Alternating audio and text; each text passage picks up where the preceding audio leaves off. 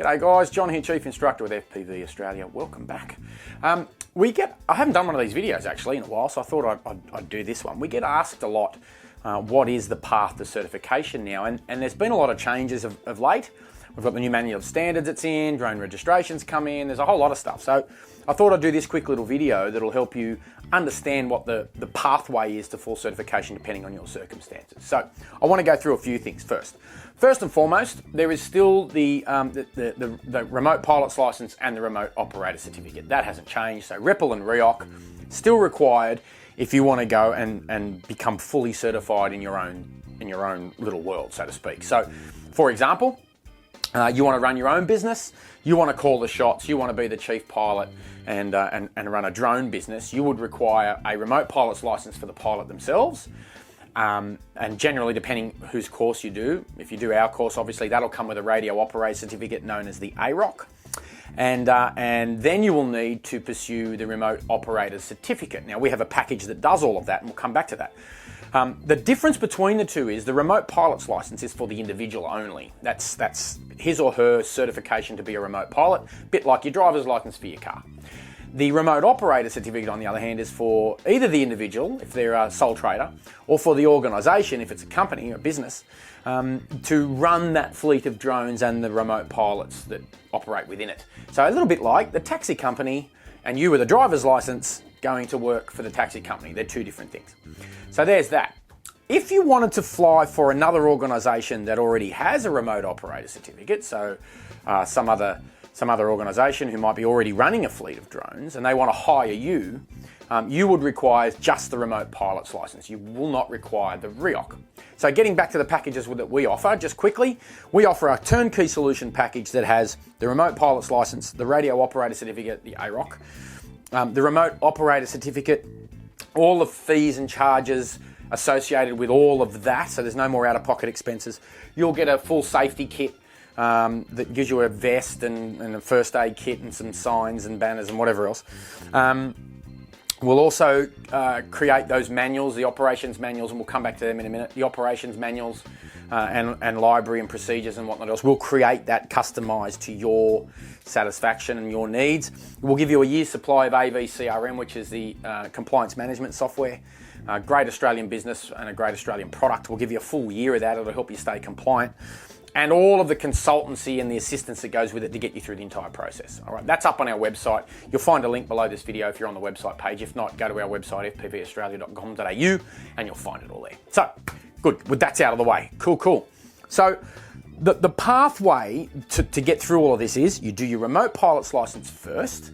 If you come through us, that will include the radio operator certificate. That's theory and practical instruction. So you'll spend time in the classroom. There are now, with the new manual of standards, there are now minimum contact time requirements. If your drone school is not offering you at least 15 hours of face-to-face theory-based activities, then they're not compliant, in my opinion, with the manual of standards. It quite clearly states in chapter 2 of the MOS, which can be found on CASA's website, that there must be minimum 15 hours face-to-face contact in aeronautical theory, basic aeronautical knowledge side of things, with an instructor, not online by yourself, self-studying.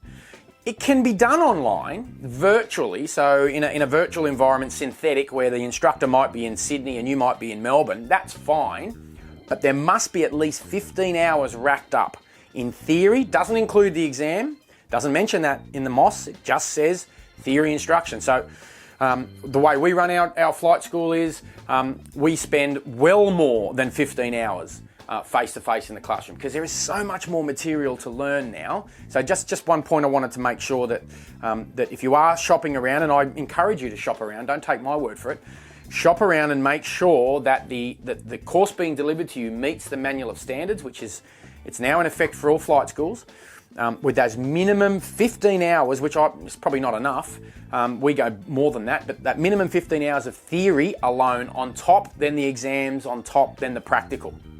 On top, then the ReOC. The radio is not part of that 15 hours. The exam's not part of that 15 hours. We do all that separately. So that's that. Once you've gone through all that and you've gone through the exams and the theory exams, and then Then you go out onto the field, and we take you out on the field, and we spend a minimum, there must be a minimum, I should say, of 5 hours logged on the field. Again, this is a manual of standards requirement that every student must have 5 hours in standard operating conditions to be able to qualify for a remote pilot's license. So we go out for a lot more than that. In fact, we go out for 8 hours at a minimum on the field. That could be done over 2 days. It could be done over one big day. Just depends on time and whatnot else. So once all that's done and you go through your practical competencies and demonstrations, there'll be a practical flight test at the end of it. And again, it's one of those things where you'll be asked to put your drone in places and do things and maneuver it around while the instructor assesses all of that, along with some other bibs and bobs. We do all that on the drone field on the day, so it all gets done either on that day or the 2 days. So once all that's complete, you'll be issued with, if you pass it, the remote pilot's license and the radio operator certificate. Done. We organise all that for you. CASA will send it out. We don't issue the licenses or the certifications for the radio. That actually comes from CASA. So we put a recommendation to release your certificates, and away we go. Cool. Once all that's done, you're then ready to start the remote operator certificate process. There's no further training for this. There are some places that will put you through workshops and other terms to train you on how to get your ReOC. We don't do that. We offer a separate 1 day's training for remote pilot compliance, and that's a separate thing. We'll get to that in a minute. The ReOC is simply, the remote operator certificate is simply an application to CASA with all of your manuals and your operational procedures and who your nominated personnel are and all that sort of stuff.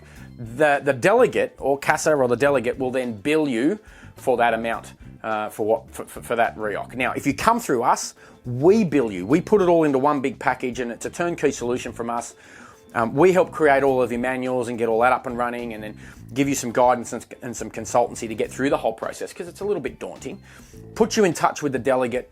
They will then take over from there, put you through the assessment processes of being a chief pilot, and we pay the delegate, and away you go. You're done. It's a one-stop shop turnkey solution. Once all that's done, you will be issued with a remote operator certificate, and then as far as the legalities are concerned around the Civil Aviation Safety Authority, that's it. You are a remote pilot's license certified if you've come through our school, for example, and we've processed all that and you've completed. And then we've put you through the remote operator certificate process. It's not training. And the delegate has gone through due diligence to have you assessed as a chief pilot, and he's issued the ReOC. Then you're, as far as the legalities are concerned, you're good to go.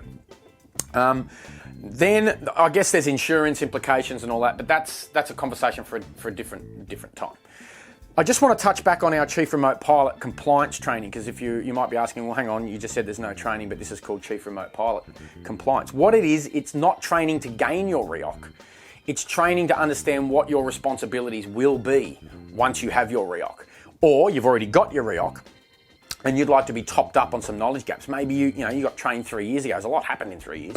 So we're getting lots and lots of students come through who just want to be topped back up again. They're not interested in learning how to create the ReOC, because that's done, or we're helping them do that. They just want to understand more granular about a chief pilot than you can get on a RePL course, because I'm here to tell you the RePL course now has a lot of content, and we just can't cram it all in to 1 week of training. And include anything to do heavily with the chief remote pilot. There's some stuff in it, but we can't go into that level of detail.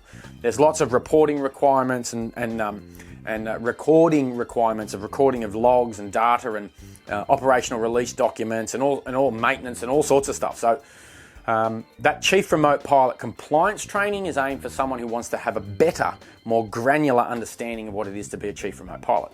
I've been a Chief Remote Pilot now for coming up on 6 years. I've been in the industry for 15 years plus. And now there's a fair bit more involved.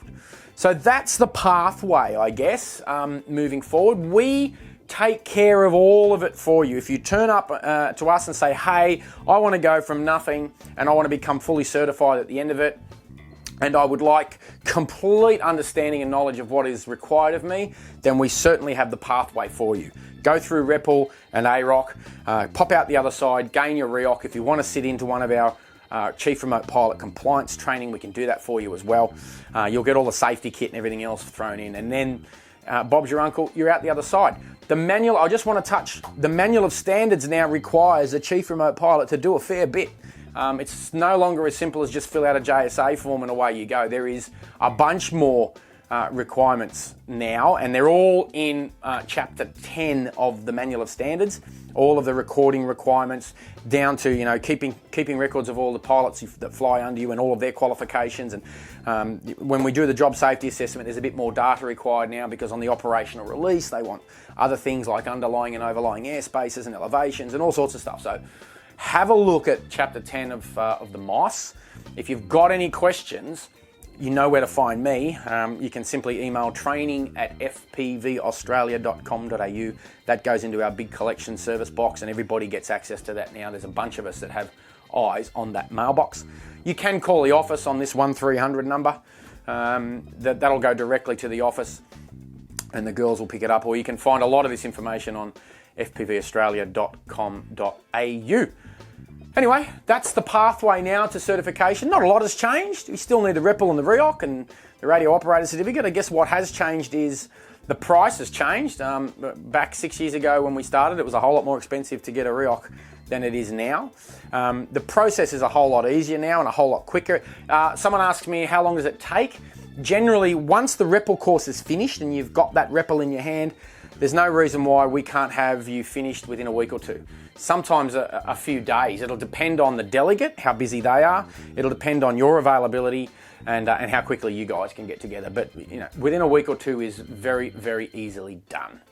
Anyway, I hope that's given you some information. If not, contact us, let us know, and we'll certainly fill in the gaps. And remember, I always say, if you are flying a drone today, tomorrow, next week, or next month, please do so safely and responsibly.